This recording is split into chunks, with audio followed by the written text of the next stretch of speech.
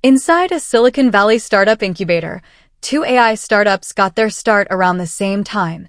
Startup A's founder used to be an algorithm director at Google, and right out of the gate, they bagged a $10 million Series A round from Sequoia Capital.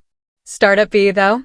It was founded by three recent college grads who pitched 20 investment firms and still couldn't even land a $500,000 seed round. Half a year later, Startup A leveraged its cash to poach top engineers and rolled out a product that quickly dominated the market. Startup B, stuck without money to update its tech, eventually had to shut down. This winners get a head start with all the best cards, while losers can barely even get in the game phenomenon. That's the Matthew effect, a key principle in psychology and sociology that explains how resources get distributed.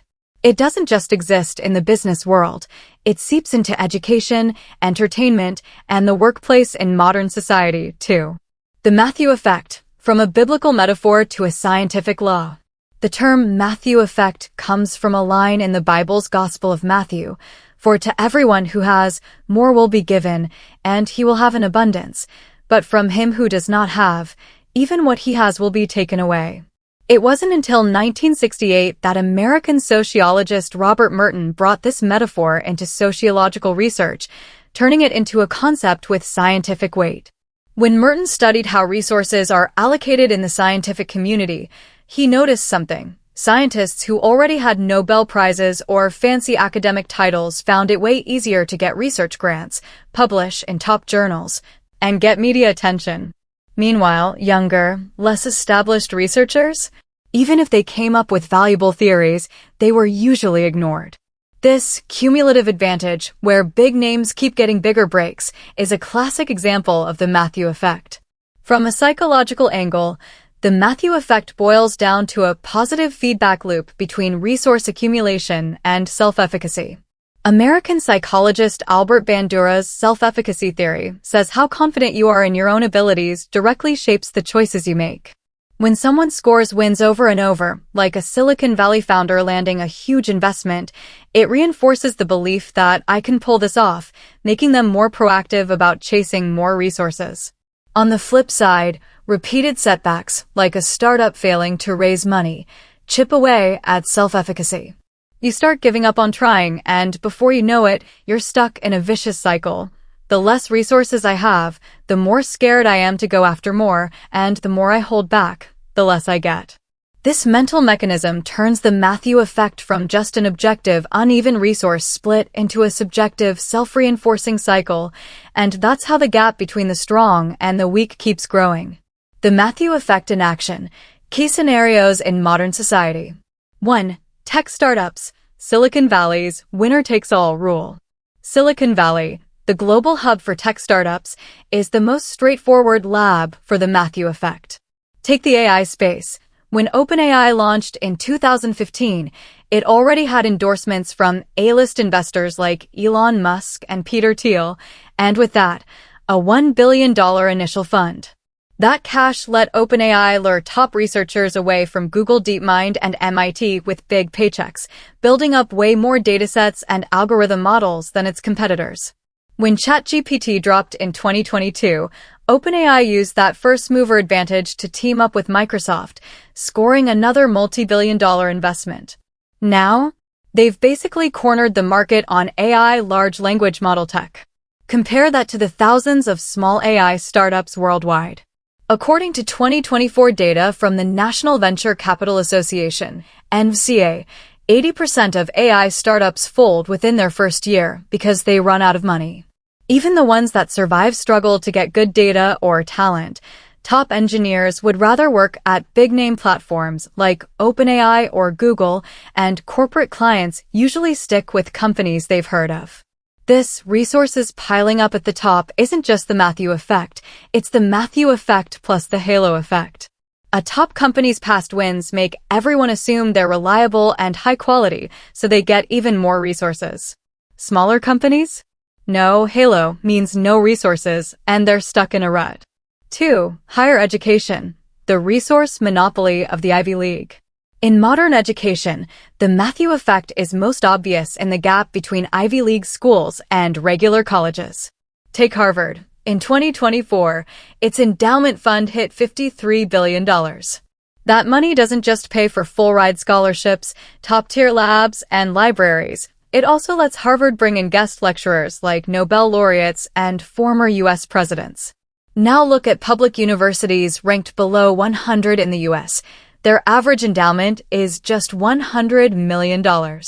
Some departments can't even afford full sets of lab equipment. Psychologically, this gap gets worse thanks to the Pygmalion effect or expectation effect. From day one, Ivy League students are labeled future elites by the world.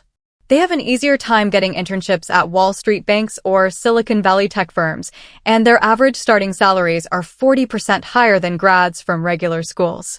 Even if a regular college student has straight A's, HR might toss their resume just because their school isn't famous. And here's the kicker. Ivy League alumni networks act like a resource mutual aid club. When a Harvard grad becomes a company exec, they prioritize hiring fellow alums. That just makes the Ivy League equals access to top resources cycle stronger, and the Matthew effect in education keeps snowballing. 3. Entertainment. Hollywood's A-lister privileges. Hollywood, the center of the global entertainment industry, plays by the Matthew effect too. Take director Steven Spielberg. After hits like Jaws and Jurassic Park, he became a box office guarantee. Studios will throw hundreds of millions of dollars at his projects, letting him pick any cast, script, or crew he wants. Even if he flops, like with 2023's The Fabelmans, he still lands funding for his next big project. This A-lister privilege ties back to the anchoring effect in psychology. Audiences and studios anchor their judgments to Spielberg's past hits. They just assume his new stuff will be good, so they're willing to pay for it. New directors? They're in a whole different world. They usually have to fork over their own cash to make short films to prove themselves. Even if they get a small budget, they can't book famous actors, and their movies rarely make it to mainstream theaters.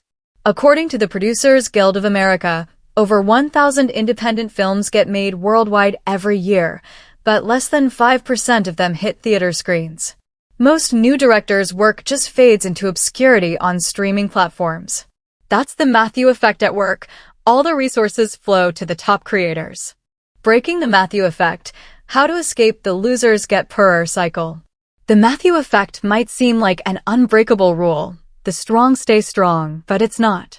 Looking at examples around the world, both individuals and organizations can break the losers get poorer cycle by focusing on 3 things: building small initial advantages, using external support, and cultivating a growth mindset. For individuals, building small initial advantages is step 1. Psychologist Carol Dweck's growth mindset theory says abilities aren't fixed. You can improve them with effort. In the modern workplace, a lot of grads from regular schools start with small projects, writing basic code at a tech company, helping with small client campaigns at an ad agency. They use these tiny tasks to build experience and a good reputation, and slowly, they get bigger opportunities. Take Amazon CEO Andy Jassy. He didn't go to an Ivy League school. When he joined Amazon, he started as a customer service manager. He crushed it with his execution skills, worked his way up, and eventually became Bezos' successor. This approach, start with tiny wins, build self-efficacy little by little, is a great way to fight the initial disadvantages of the Matthew effect. On a societal level, external support is key to easing the Matthew effect. Governments and nonprofits around the world have rolled out policies to help. The U.S. Small Business Innovation Research, SBR, program gives over $4 billion in R&D grants to small tech companies every year, helping them get past cash shortages. The UK's Fair Education Fund provides free tutoring and college application help to students from low-income families, reducing unfairness in education resources. At their core, these policies are about redistributing resources to give underdogs an initial boost. They let people get in the game of resource competition, and that breaks the top players' hoard everything cycle. For organizations, differentiated innovation is the best way to avoid the Matthew effect's hit. In the global market, a lot of small companies find their niche through niche competition. In AI, for example, while OpenAI focuses on general large models, a small US company called Anthropic zeroed in on AI safety. That unique tech edge got them an investment from Google. In Hollywood, the indie studio A24 doesn't fight Disney or Warner Brothers for big-budget projects. Instead, they focus on niche genres like Get Out or Everything Everywhere All at Once. Their targeted audience positioning got them both box office success and critical acclaim. The idea here is simple. Don't go head-to-head with the top dogs. Build an advantage in a niche.